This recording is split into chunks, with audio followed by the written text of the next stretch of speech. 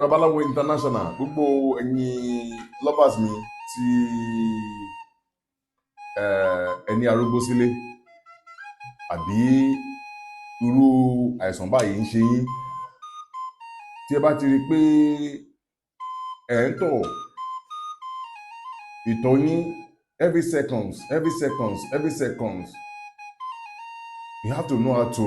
minimize it. You have to know how to minimize it because if you don't tó bá mọ bó ṣe lè control ẹ ọmọ ìyá mi ó máa di àìsàn ó máa di ìkàn míì mọ́ ẹ lọ́wọ́ that's how ló máa rí pé ẹlòmíì akadádé á máa sùn akànṣe ni akàn ti di pé ó ti di pé ó ń tọ̀ sí ìta before kó tó débi tó fẹ́ lọ́tọ̀ ó ti tọ̀ sára ọmọ ìyá mi know how to control yourself and control the will. So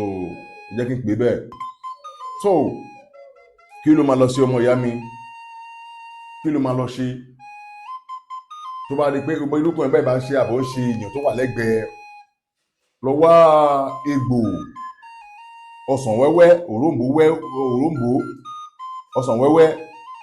wàá mú egbò díẹ̀ gbogbo díẹ̀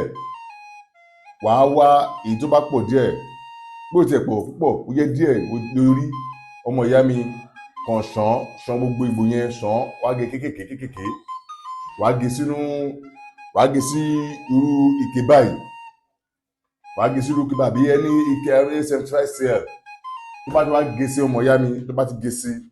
kí ló máa ṣe ọ̀wá wá ọ́ pé kíní kan ní ẹ̀rù wàá ra ẹ̀rù ó bá ti ra ẹ̀rù wàá wá ka 7 nínú àwọn ẹ̀rù yẹn wàá kó 7 sínú ẹ̀ wàá da hot omi sí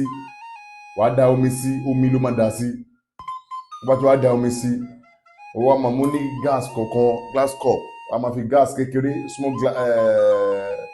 cement cup òun ló máa fi máa mú so wàá máa mú lẹ́ẹ̀kọ̀ọ̀kan ó lè jẹ́ ẹ̀ẹ̀kan láàárọ̀ ẹ̀ẹ̀kan lálẹ́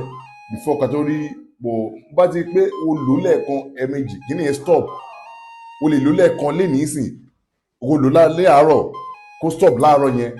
kí ni yẹn ó sáré regulate bọ́ọ̀dì ẹ̀ wà òkè nìyẹn láti tètè grab oògùn understand so tó bá wá rí pé o ti lò o sáré lò o ti rí bẹ́ẹ̀ ọmọ ìyá mi stop ẹ̀ láti lò stop ẹ̀ láti lò bí ó bá bẹ́ẹ̀ ó lè ṣe ètò ẹ̀pa ó bá ti wá rí pé o lò ó ti control ó ń regulate ẹ̀ díẹ̀ ọmọ ìyá tó lò lálẹ́ tó bá ti wá lò lálẹ́ o rí pé ọjọ́ kejì o ti rí pé ó ti balance má lò mọ́ because o lè lò lọ́jọ́ kan lójú ẹsẹ̀ kó sáré regulate ẹ̀ lójú ẹsẹ̀ iṣẹ́ tó dájú ni àwọn oògùn àwọn bàbá yá àtijọ́ ni kì í ṣe oògùn ọgbọ́n wọn ni wàá gbàjà ni kò sí kan láyé ilé ayé ẹsẹ̀ bàtà 6 ni.